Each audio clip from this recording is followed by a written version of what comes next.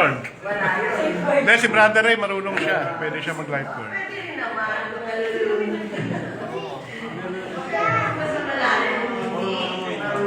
Ako na lang sa CPR. Children, 4 years old and below. Sino yun? 14. 14. Wala na 14 dyan. Taas ang kamay ng 14. Ay, ito. Bata pa to.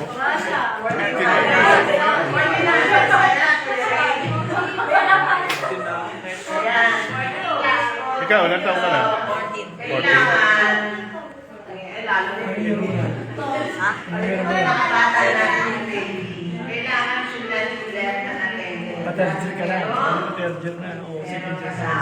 Properly attire. Sabi ganon, no colored cotton and jeans. Cotton, ano may cotton? Colored bawal daw. Bawal na nakasuot ng bulak lang.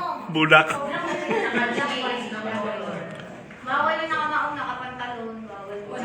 Hindi bitaw na sa atin. Bitaw na sa may silver. Pang-basketball. Kailangan daw naka-1 Naka-white.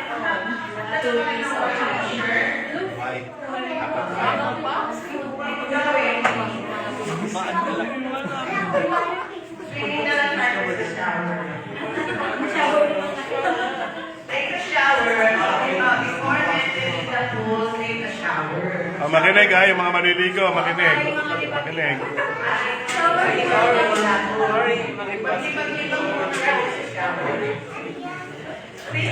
No running, no diving, and no horseplay around the pool area. Ano yung horseplay means? Diving and horseplay. Siguro yung mga bata, kakabakawin na.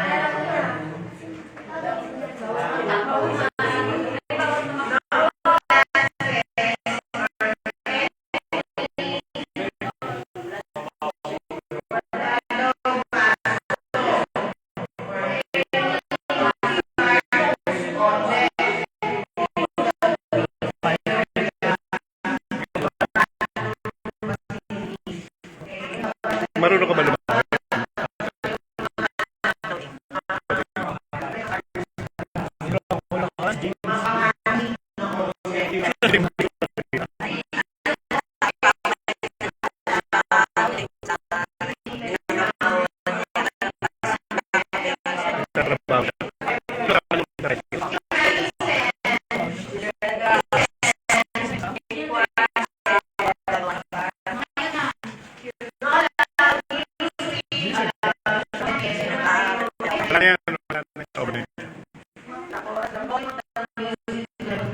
No smoking. No food, drinks, gums, ano yung gums? Bubble gum, or any beverages anywhere on the pool or pool deck. Bawal gum. No smoking. Drinking. Bawal yung tubig. Colored water.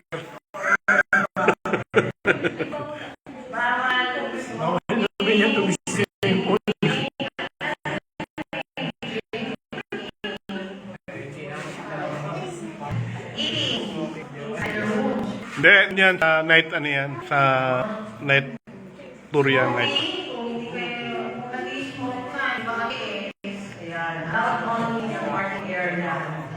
Hindi ka sa kwarto. Hindi. Ano naman matutulog. Kaya yung mga bato, dyan lang magbibihis. Ano. Kindly throw all the trash in the May third bro, 1K. 1K. Okay, sa kwarto. Oo, isang kwarto.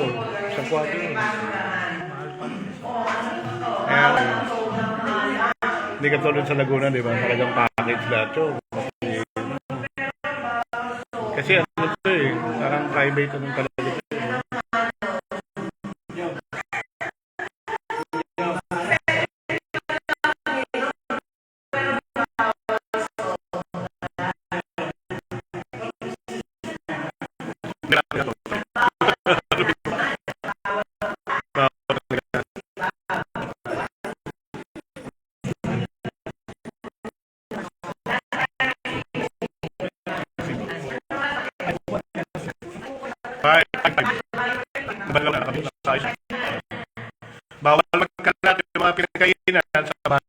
konti ilalagay.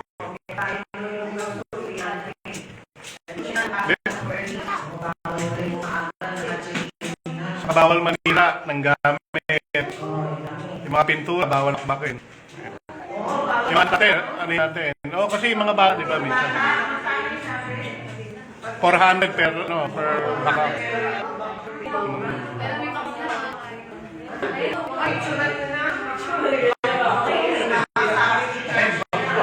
Ay, may akbak. Tapos may baka sa tabi mo. Hindi, okay naman yan. Nakita nyo na yan. Halata naman hindi kaya bakbakin ng bata yung ganyan. Sininsin.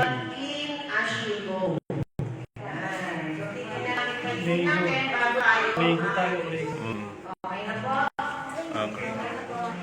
May mensaya si Boss.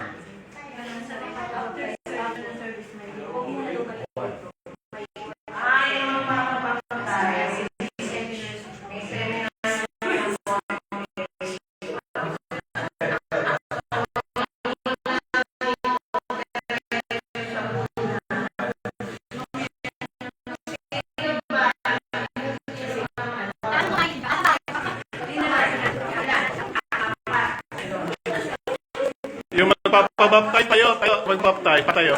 Ulit, baptize di ba? Oh, tayo.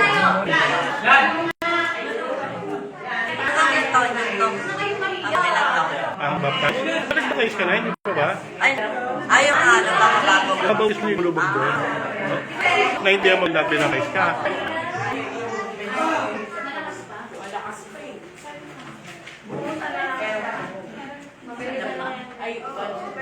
Mabilisan lang. Oo, mabilisan lang naman. Ha? Mabilisan lang. Okay na, nabilang niyo kailan? Kasi may iiwan yan mamaya. Maglinis. Kami na rin sa Sarah, magkagalang gilis, basta baby mo. Yung mga babautismo, yan na maglilinis. Okay naman po. Okay, wala nang question. Yan, si Toris. Toris, kasali yan.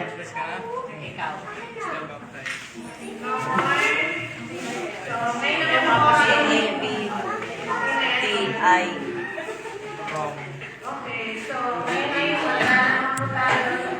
Ikaw ba, JL? Ayaw mo pa magpabaptize? Alam mo ba yung... ano, baptize ka na ba? Saang church na baptize ka? Hindi, dito. Hindi pa. Hindi ka pa ready para sa baptism. Marami ka pang ano, no?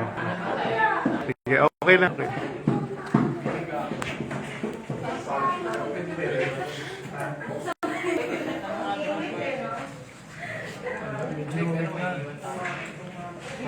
Nangalay ako, wala yung ano ng sebo ko. Ayan, ganyan na lang.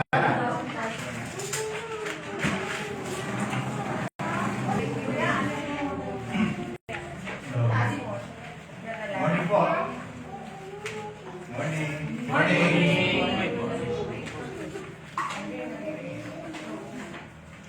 Pwedeng alisin ng echo yun. Pwedeng alisin ng echo, di ba? Alam natin, mamisa na nakakatawa natin yung mga ganitong bagay na ganyan talaga kasi na masyadong delicate sa trabaho niya. At ngayon may isang time na magandang ganun po man, ang pag-ano natin na hindi ito masasabi na iba wala kasi purpose. At the same time, ito natin na gagawin na ating baptism, na bababaptism natin. May purpose, di ba? At the same time, outing natin yung singing tayo. And the main purpose of this gatherings, yung ating get together. Nagkakilala tayo, nagkakakilulan tayo, kila natin kung sino ngayon yung mga sumahin. Kasi dati hindi natin nakita no? Ngayon magkaalam mamaya kung sino mga sumahin. Kasi walang mabigyan ito yung tindahan Nagkakaalam ako kung sino yung mabuti mo Ito may sa kumagiging nagkakaroon tayo ng get together, nagkaalaman tayo sa ibang mga Christian at Anyway, let's go back to our topic. Sabi ko, Bradley, nag-ating binigyan ako ng topic na ito, very pagbigyan ng topic na ito, yung pagkabuhay ng Panginoon Jesus. Alam niyo po, sa lahat ng dako ng mundo, hindi maaaring hindi pag-usapan ang muling pagkabuhay ni Jesus. Dahil ang mga Kristiyano ay lagi pinatake sa lahat ng mundo yung katunayan ng muling pagkabuhay ni Jesus. Ano ba ang signifikan? Ano ba ang kahalagahan ng muling pagkabuhay ni Jesus? Meron ba? Ano kahalagahan? Ano ba ang signifikan dito? Sabi ko, buksan natin ang Matthew chapter 20, beginning from verses hanggang 7. Hindi ko nang basahin, no? Kasi masyadong maapresan. Kayo lang basahin. And Lucas 24, 3 and 7. Sabi, ang doktrina sa salita ng bagong tipan ay doktrina ng muling pagkabuhay. So yung doktrina daw ng bagong tipan ay nag-e-emphasis to, most probably yung for gospel, ay doktrina ng muling pagkabuhay. Mga bata, sige muna yan. Huwag na muna pinikan. Ang muling pagkabuhay, ito, pasinin nyo na, ang muling pagkabuhay ay 104 beses times na pinanggit sa bagong tipan.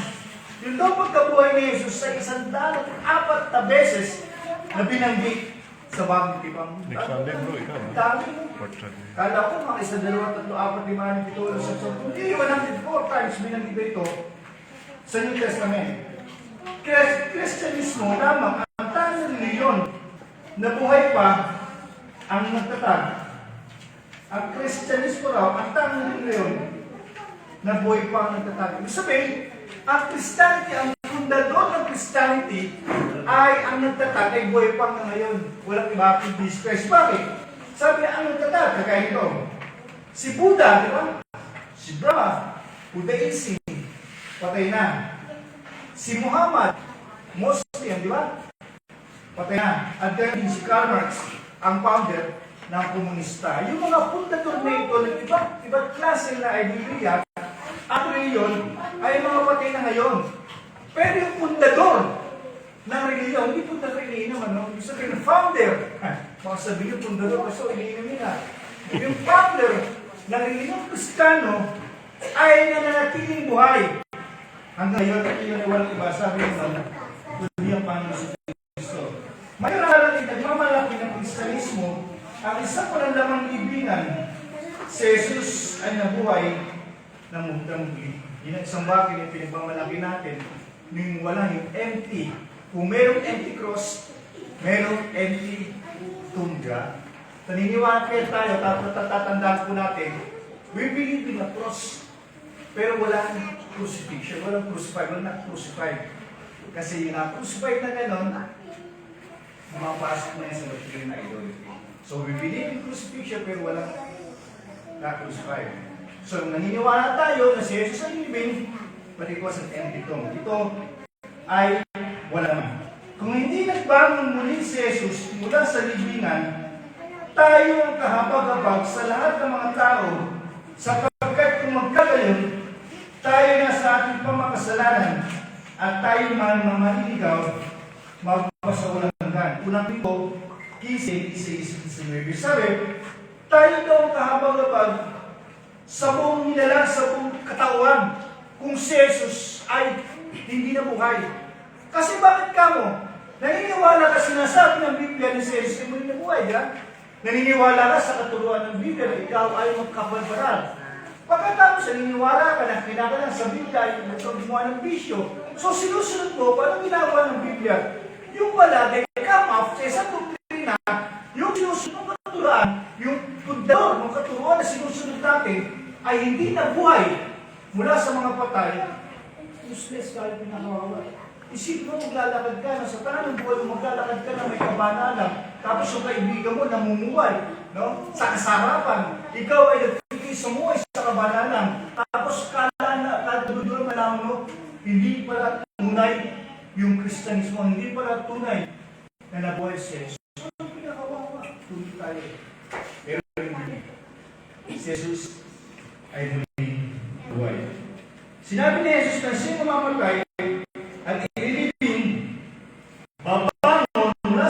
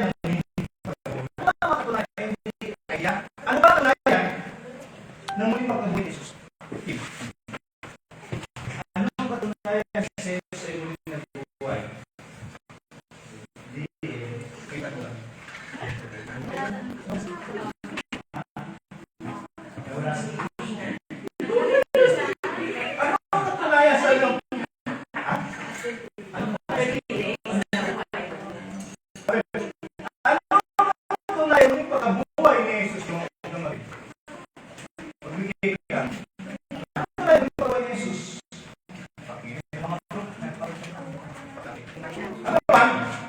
Wala naman bibigyan.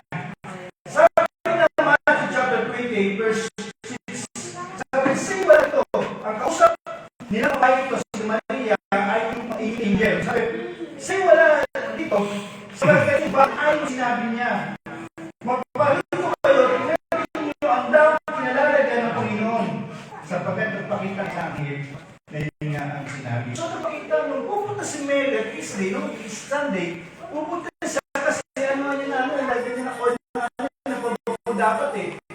Nakita niya ganun, kasi wala. Kasi na sila tinatalo. Kasi saan dito sa akin, pag nasa sa ito, ay talagang hindi na pwede lumanod. Kasi bakit? Hindi na pwede tanggalin. Bakit? Kasi susumitwik eh. Susumitwik ang gano'n kung paano kung makawala. Ito sa lahat, hindi pwede. Kasi mga kalahangin tayo, ganito. Di ba? Sabi nga nun, nakita ni Mary, yung role of Kristo, di ba ano? Nakaano na. Wala na sa posisyon. Sabi mo, bakit mo kasi ito? Ikalawa, akala niya, baka si Jesus ay nakaw ang kanyang bagay. Kasi alam niya yung panong ang mga kaya ni Jesus ay very controversial. Kaya sa dahilan, kung bakit pinangamin ang policy, ipay, dalawang wadya, kung mapapantayan ang libingan ni Kristo, sapagkat nasa kaisipan ng mga Pariseyo, napakalahan na binaw ng mga disiplo, yung mga ni Kristo. Kasi nangangaral si Kristo, sino mamamatay pagkatapos sa itong araw, sino pumuhay. At pagkakatulang yun, sa kaisipan ng mga Pariseyo, kung ang disiplo, ang kanyang pangay. Diba? So, kinausap nila si Pilato, si Salmon, pwede ba magbigay ka ng dalawang soldier? Ang kaya, yung untod ni Jesus, ano nang nangyari? Ganyan ito ng dalawang Roman soldier. At di ba sabi nga ng talata, nagkaroon ng earthquake. Diba, nag-roll up, nawala sa posisyon, yung takip ng kanyang libingan. Pagkatapos nakita nila, nawala naman. So sabi nila, isang katlayan ito, pagkatunay sabi na Luke 24, verse 3, na si Pasok at hindi na nasungan ang bangkay ng Panginoon Jesus sa pagkatulong na ito. Diba? Tapos sabi nga nun, dito, na baka ninano ang kanyang bangkay. Hindi pa rin kumbinsi sa Maria. Nabaka si Jesus. Ay, balik na ako yung bangkay ng Panginoon. Sabi nga nun. Sabi, ano po naman? As I said sa Mark chapter 8, verse 9 sa inyo, yung kanyang gaan ay wala na naman. Sabi ng verse 24, 5-7, bakit hinahanap niyo ang buhay sa gitna ng mga patay? Wala sa sarili ito. Senya sa Galilea, para sinasabi, kinakailangan anak ng tao ay ibigay sa kamay ng mga tao ng kasalanan ay paano sa krus at paano sa ilang alam. Hindi pwede masinamig ang anghel sapagkat sila ang nasama ng Diyos sa katotohanan. Sabi nila, kinakailangan ang anak ng tao ay ibigay sama-sama tao. Alam mo, nung nasa Bible School kami, nagbibilog kami, may katotohanan. Nasabi ng professor namin, bigrupo kami, mag-isip kayo kung isa sa mas makapunta sa tayo sila na ako sa sabi ko, kung hindi ka pagkakataon, bumalik ka sa lakan, o gusto mo pumunta sa dulo, saan lugar, anong taong ka gusto mong pumunta? Tayo babalik ka. Sabi kami mga kasi, sabi na, gusto namin bumalik kung paano yung Jesus Christ. Kasi kung gusto namin makita si Jesus Christ, personally, sabi ko, tama nga. Ngayon, isang klase ko, isa-isip namin. Kasi alam namin, na gusto na bumalik sa nakaraan, tama naman. Pero alam niyo ba, no? Yung 5,000 na pinakain ni Jesus Christ, ilang pakain siya after ng preaching niya, yan yung pinakain niya, yung tinapay, sa disco. 10 tinapay, di ba? 10 ba? Ilang tinapay? Ilang isda? Ilang tinapay? Ikaw sa ba?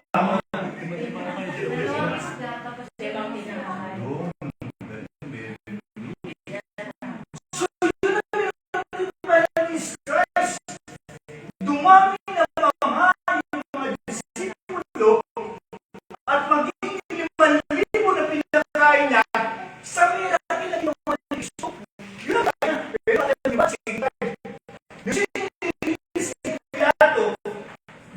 libo na pinakain ni Jesus Christ sa ginawa ng wala, yung dinakami yun, na nagpapakawin ng Kristo. Sabi na, ipako yan sa krus. Yung din mga kautin sa iyo, 5,000 na pinakain ng Jesus Christ. Sabi na, kumakain kami yung panahon ni Jesus Christ. Kami ay dinuksan mo. Kasi dahil tayo sa mapako ni Kristo. Ano yung pagkuhan nga? Pero yung sabihin, sa sinasabi na yung istorya, yung mga tao na nag-witness sa kanya, kinakailangang ibigay siya doon sa mga tao masasama na yun para siya ipako sa krus at muling mabuhay. Sino nagpapako sa kanya sa krus? Hindi naman si Pilato, hindi naman mga Parisi. Majority, yung mga tao mo din sa yun, yung 5,000 na pinakain niya nang bigay siya ng miracle, majority, yun din ang mga tao na nagtudyok sa Parisi, nagtudyok kay Pilato na si Jesus ipako sa krus.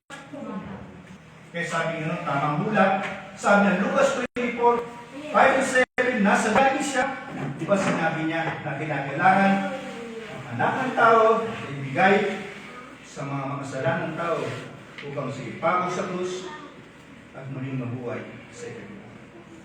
Kailangan dapat yung ganyan props. Alam niyo po, nanood ako kahapon na Passion of Christ. Ang hirap na napunod sa YouTube eh. Nawala yung Netflix kami kasi nag-drops kami 2 months eh. Tinanggal Netflix eh. So, titisap sa inaano ko kahapon, consecutive days, yung Passion of Christ, hindi ko ma-achieve kung ano, puro mga trailer, mga ilang minuto na. Eh, kahapon na-achieve ko. Tapos yung dokumentar, 2025, yung dokumentar niya, yung remaking, yung ginawa behind the scene, yung ginawa yung Passion of Christ. Ang sabi niya lang, ang dami daw mga kababalagan, mga miracle goods, sabi nga nun, na nangyari during the filming ng Passion of Christ. Nagkaroon ng may mga instances doon, nagkaroon ng anak, kidlat na hindi nawala ng bagyo. Yung daw mismo si Jim, nalimuto apelido, nagkaroon siya ng sakit. Dahil sa film niya, tinatanong siya ng producer na si Mel Gibson kung itutuloy pa yung pelikula sa niya, tuloy natin. Binabati ko si Mel Gibson ng Roman Catholic dahil yung pagkaka-filming Passion of Christ masyadong brutal. Hindi rin ganun ang isa sa nangyari during those time. Pero sabi niya, hindi tama ito kasi nakalagay sa Bible eh. Nilipis si Jesus nung gabi. Bawal lipisin ng isang tao na kriminal during midnight. Bawal yun sa kanyang batas. Pero ang sabi ng Bible, lilitis si Jesus Christ during the midnight yung pagkakawin sa kanya. Dinala siya sa Pharisee, lilitis natin siya, bawal yun. Isa sa mga violation ng ginagawa. Pero tinuloy nila. Yung paglipis sa kanya, hanggang sa pagpako at pagkamatay niya sa krus. Isang hula na natupad at dapat matupad. Alam niyo kasi po, during those time, si Satan nandoon mismo sa bansang Israel. Ang kanyang mga generals, even Satan, nakakonsentrate sila doon mismo sa event ng pangyayari kung saan si Jesus Christ ay nililigtas sa dapat mamatay. Lahat ng paklaan na ginagawa ni Satan para gawin na may pagkakataon na yung kamatayan na hindi matuloy, may mga pagkakataon. Marami siya ginagawa, focus para yung event ng kamatayan ni Jesus, probably para hindi matuloy, o yung ginawa niya ng luman-luman na papahirap sa kanya para siya sumukat magkasala bago siya ipako sa krus. Pero hindi nagtagumpay si Satan. Ang lahat ng mga plano na gawain na gusto mangyari si Satan ay hindi nandiyan. Si Jesus, sabi ng Bible, hanggang si Jesus ay pinako sa krus na walang bahid kasalanan. Pero may kasalanan pa rin si Jesus, sabi ng Bible. Dahil kasala si Jesus, dahil yung kasalanan natin, na inakon na doon sa krus ng Kalbaryo. Sabi ng Bible, hindi makatingin ang Diyos Ama sa Kanya dahil sa kasalanan na tinaglay nakon Jesus sa kasalanan sa katawan. Pagpako sa Diyos. Dapat matupad ang hula. Ito, mga nakausap niya pagkatapos sa muling pagkabuhay. Sino-sino ba yung mga nakausap niya sa pagkatapos sa pagkabuhay? Si Russell, si Jo Marie, sino? Si DL, si Kim. Sino mga nakausap ni Jesus Christ na pagkatapos ng muling pagkabuhay? Si Axel. Sabi ng ang mga disipulo ba, tandaan ninyo, nung si Jesus Christ ay hinuli sa Garden ng Gethsemane at nung si Jesus Christ ay pinako sa krus, ang mga disipulo ay nag-backslide. Nag-backslide sila, naglalag sila eh. Kasi inaasahan ng hari, nagkaroon na nakatuparan yung pinapangaral ni Jesus na siya si mamamatay sa krus at muling ilibing. Hindi na mga disipulo yung kasunod na yun. Yung babago si Jesus at mamamatay, hindi nila iniisip yung kasunod ng sentence na yun at pinitawag ni Jesus na pangako na siya ay muling mabubuhay sa araw. Sabi ko, sa disipulo, kala na mamatay si Kristo, doon matatapos sa buhay niya. Hindi nila iniisip yung pinapangalan ni Jesus na siya ay muling mabubuhay. Pagkatapos ng araw. Pero bakit sa mga disipulo? Nagkanya-kanya sila. Diba? Pabalik sa kanila. Pinagdudunggaan. Kaya ano yun siya?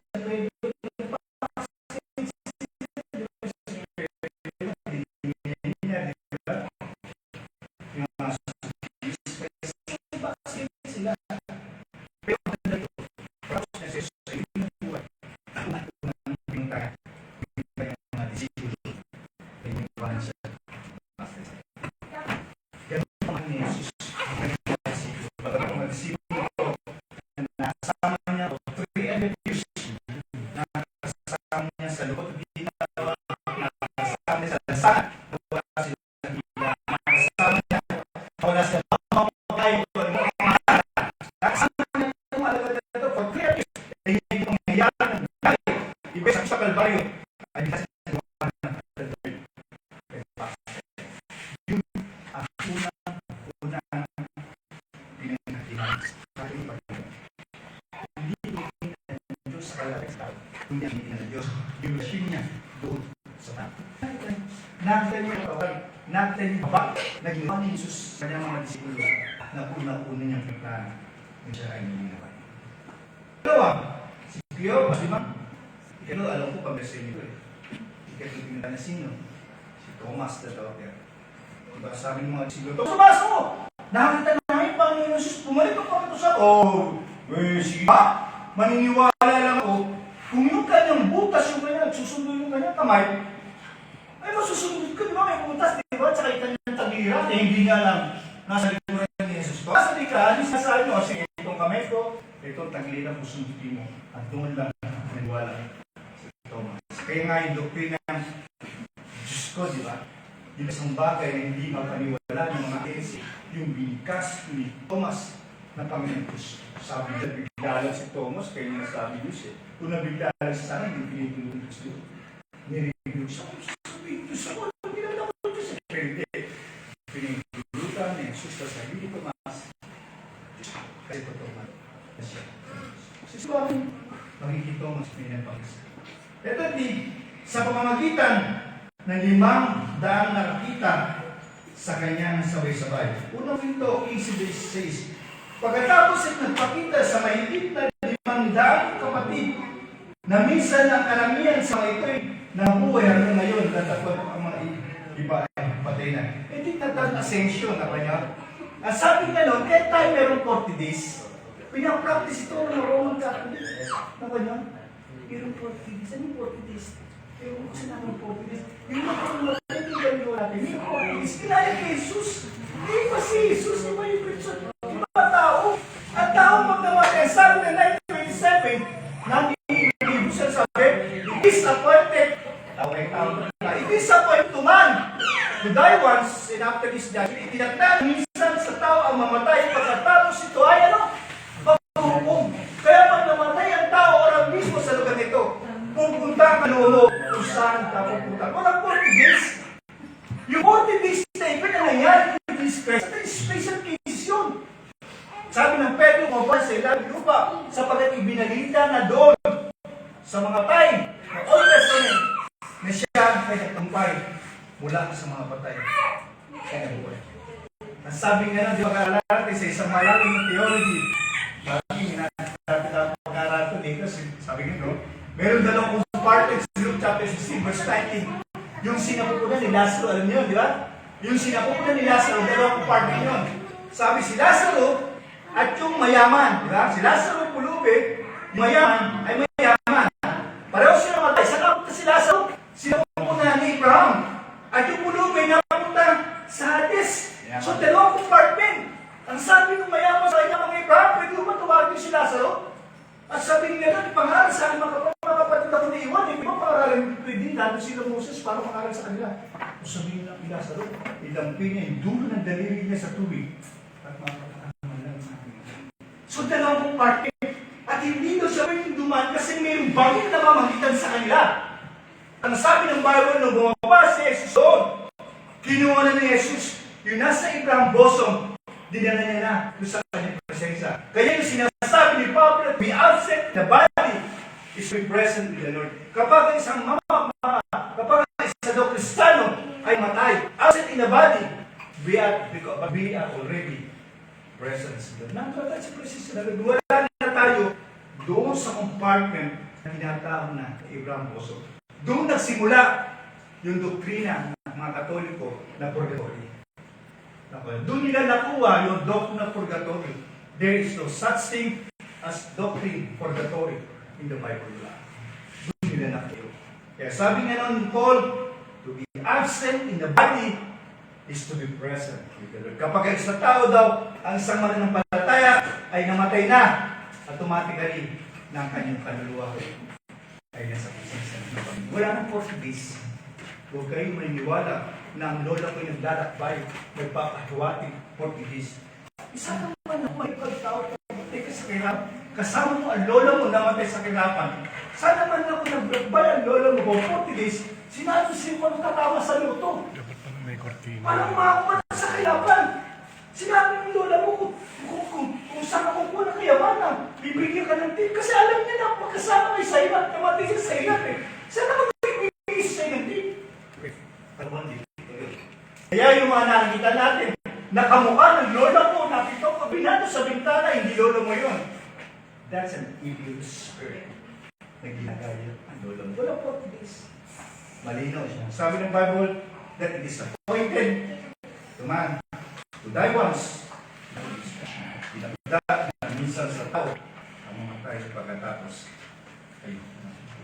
Sabi naman, letter E, pagpapakita niya kay Esteban nang ito'y mamatay sa isang martir. Si Esteban.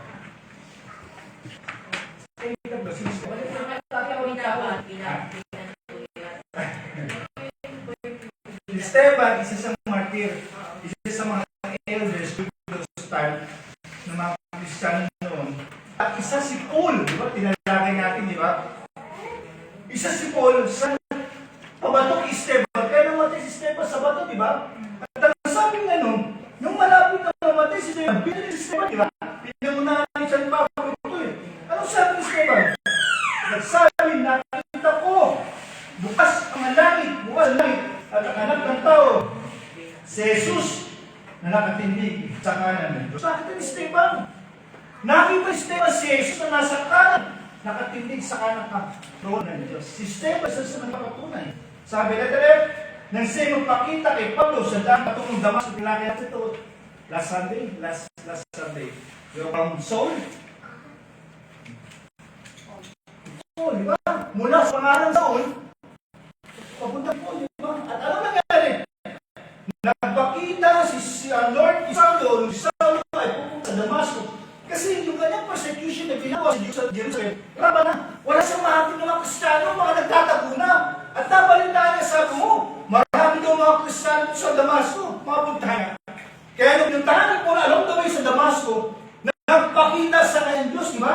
Nasilaw siya sa isang liwanag na mula sa langit, bumagsak siya sa kanyang pinatayuan at tinong siya, Saulo, bakit ko pinabusin? At nalaman ni Saulo at Paul na yung nagsalita ngayon ay walang iba kundi si Jesus.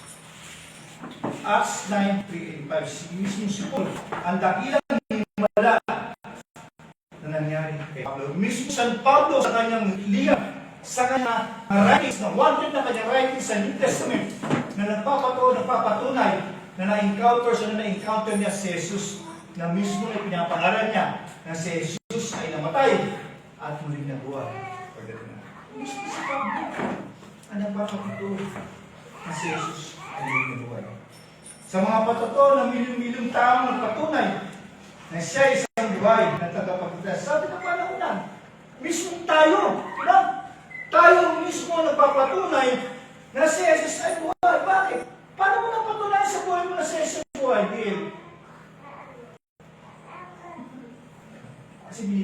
araw magkain ng Diyos. Di ba? Bakit? Kasi nakikita natin yung kabutihan ng Diyos na ginagawa sa atin, yung mga milagro paminsan-minsan na ginagawa ng Diyos sa buhay natin, yun ang isang papatunay na si Jesus sa buhay. Kausapin ko kayo. Kayo ba sa buhay nyo? Mapapatunayan nyo na si Jesus sa buhay? Ano sabi ko? Amen? Mismo tayo, mismo sa sarili natin, mapapatunayan natin na si Jesus sa buhay. Yung ginawa niya, yung pamahal niya, yung pagligtas na ginawa ni Jesus sa atin, ang isa sa pagpapatunay na si Jesus. Amen. Sabi, tingnan natin ikalawa. Yung bunga ng muling pagkabuhay. Ano ba naging bunga ng muling pagkabuhay ni Jesus? Nakala 3, pinatunayan ito na mayroong Diyos. Sabi, kung walang Diyos, paano nabuhay ng muli si Kristo? Mula sa mga patay, siya'y nabuhay sapagkat binibuhay siya ng isang Diyos na totoo. Ibig sabihin, kung walang Diyos, paano na muling nabuhay si Kristo? Saan ka nakakita in the world history, in the human history, na tao ay muling nabuhay? Wala. Si Jesus lang. Si Kristo lang. At bakit nabuhay si Kristo in the human history? Sabi natin yung history kasi nagkataon tao siya. Namatay siya. Bakit siya buhay? Kasi isa suci. Binuhay siya na kanyang amang Diyos. Diyos. Nabubuhay ang Jesus. Meron Diyos. Bisa at batin. Yung aking kababata, si Pastor Gigi, sa Kanyugan, Kanyugan to, Floro, papuntang elementary, sa likod ngayon na nandun na locate yung barangay ng Kanyugan. Bago siya nagpastor, isang bagay na nag-trigger sa niya kung bakit siya nagpastora at maging yung mga community nila ay nakonbinse na talagang mayroong Diyos na kilala sa Panginoon. Kasi the last minute, the last hour seconds ang kanyang ama ay nasa critical condition, pinapray nila ang buhay. May pinag-long na siguro nabuhay lang for a few weeks, months, siguro mayroon yung sign Lord. Pero at that point, binuhay na Lord. Nagbuhay ng miracle ni Diyos during the time sa tatay ni Pastor G. Kaya maraming makakilala sa Panginoon. Alam mo, isa sa pinag-nayan ng Diyos na mayroon Diyos yung muling pagkabuhay ni Jesus. Pinatuloy ito ang kay-Diyos ni Kristo. Roma 1:4 na ipinayag na anak ng Diyos na may kapangyarihan sa magitan ng pagkabuhay ng mga muli sa mga patay. So may kapangyarihan pala si Kristo sa magitan ng pagkabuhay ng muli mula sa mga patay. Roma 1:4, pinatunayan ito ang pagka-Diyos ni Kristo. Meron siyang kapangyarihan sa mga patay ng limang buhay sa pagka sa Diyos. Kasi nakahulugan ito na ang kaligtasan ay naganap na. Ito maganda ito. Sinabi ni Jesus na sa lubos ng ang kaligtasan nang mamatay siya sa krus at pinatunayan ito ang kanyang muling pagkabuhay. Alam mo na paano sa YouTube doon, nakikita ko, number one pala sa mga tagpo. Sinapulo, pagpapapos sa krus, ang Pampanga. Gusto makapanood natin na donation ng ako sa sinabi. Ang dami talaga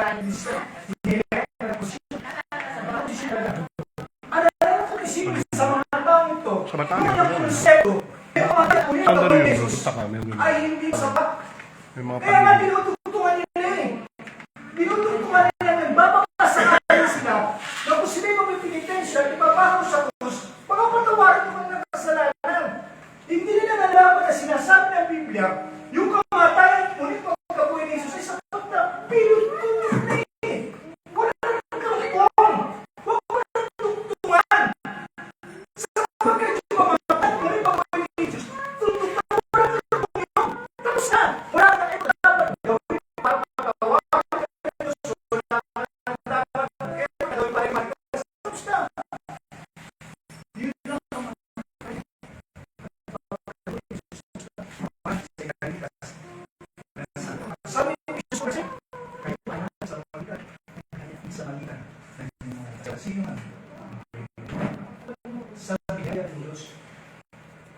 kasi sa buhay.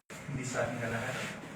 Sabi niya. Kaya yung intensya, pagkatapos sa krus, hindi yan nakakatulog para patawagan ni Jesus ang kasalanan. Kasi pamatayan lang at ang pagbuhay ni Jesus sapat na para ikaw patawagan yung alis. Sabi ng buhay na walang. Tiyak na yung pagbuhay ni Jesus na lahat ay muli mabait. Ito na. Sabi, tiniyatan ng muli ng pagbuhay ni Jesus na lahat ay muli mabuhay. Yung daw pagkabuhay ni Jesus ay bigay ng katiyakan. Ang lahat daw ay magbuhay sa ang matuwid sa buhay ng hanggan. Lahat tayo sabi nga ng bubuhay tayo. Ang pag-aaralan natin, ang Leon na rapture, sabi nga ng bago doon rapture, ang mga buhay ng church, unang bubuhay ng Lord, yung mga natutulog. Yung mga unang namatay kay Kristo, bubuhay niya. At bubuhay din yung mga makasalanan, yung mga hindi matuwid, sa isang pot ng hukom upang sila kausan. Magpakilan. Ang alam nyo, isang bagay ng pagkakamali ng tao, ang alam ng tao, sa sobrang hirap ng buhay, dinadanas niya. Sa sobrang problema, dinadanas niya. Sa sobrang sikil, dinadanas niya. Ay, pagpapakita siya. Hindi dinadanas. Ang pagkakamali niya, pag sino makamatay, tatapusin niya ang buhay niya. Hindi, doon pa lang magsisimula ang buhay mo sa eternity. Kapag ikaw niya pakamatay. Ang hindi na lang yung mga tao, yung mga masamang tao, tatapos ang buhay na, tapos ang buhay na, hindi. Doon pa lang magsisimula ang buhay mo sa eternity. Hindi ikaw ay husgahan ng Diyos.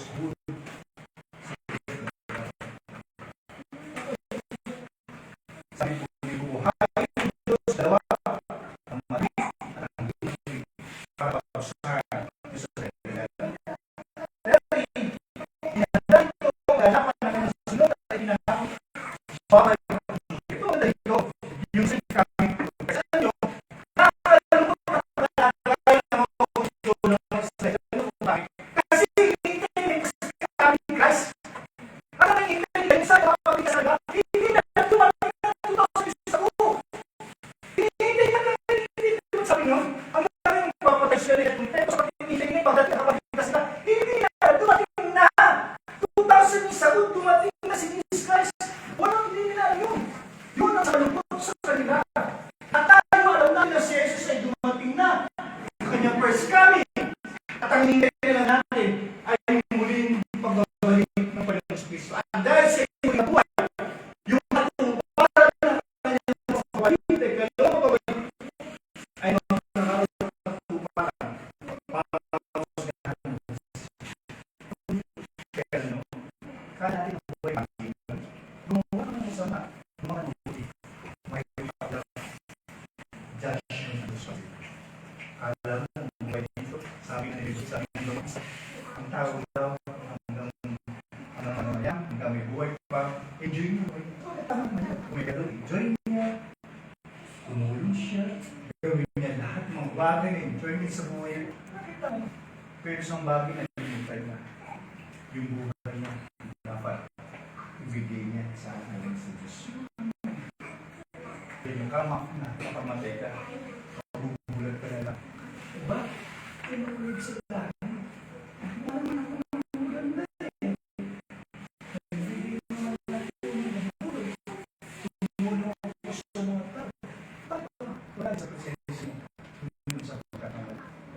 Sabi ng Diyos, hindi sa magitan ng buhay o pagkakas, kundi sa biyaya ng Diyos.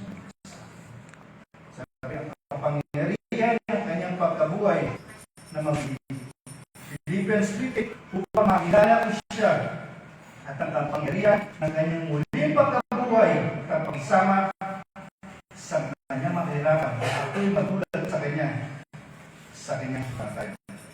Then finally, pawaksan ko ang pamusat ang muli pagbuhay, sa panalangin at kapangyarihan, pinakadakila sa lahat ng kapangyarihan sa mundo.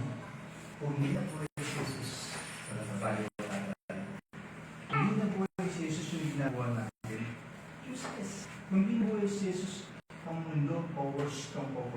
Kung hindi na po si Jesus ang sino po, ay wala pa. Kung hindi na po si Jesus lahat ng mga human race, huwag inaasahan ng pangalawang pagkasala sa kanang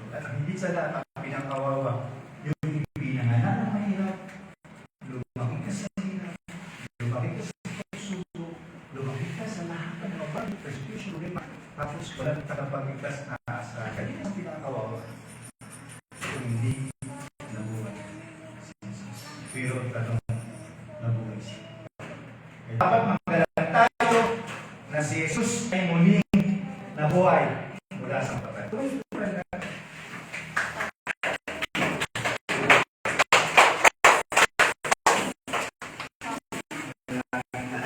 Kilos na sa Panginoon sa amin. So, kasi Lord, muli ka ng buhay. Pag-isip ka. Magkapasalamat ka, Panginoon, sa oras din makapanahon ka ng muling pagbuhay. Salamat, Panginoon, sapagkat meron kami inaasahan ng panibagong buhay. Meron kami inaasahan, Panginoon, ng kaligtasan sapagkat ikaw ay muli na buhay. At dahil yan, Panginoon, ang muling pagkabuhay ay bibigay sa amin ng katutunan. Laban sa aming mga problema, laban sa aming mga away, laban sa aming mga persecution, laban sa aming kahirapan, laban sa aming mga kahirapan, ang tanging paraan lamang, ang tanging solusyon, ang tanging tagumpay ay muling pagkabuhay. Salamat, Panginoon, sa pag-inaasa namin ng pagbuhay mo. Dahil sa amin sa tagumpay, ang karangalan at ang buhay na walang hanggan na inaasa namin. Panginoon, sumamang ito, Lord, yung mga kapatid po namin na hindi pa tumatanggap sa iyo. Alam namin, Panginoon, sinabi mo sa eksita. Sabi mo, 1:32, versikulo 12. Nang sino sa kanya sa palataya ay pinagkalooban niya na sila ay nangyaan ng Diyos. Sabi gano'n ng Lord Nicodemus, that honest a man be born again na maling pa sa isang tao ay ipinanak muli, hindi siya makapasok.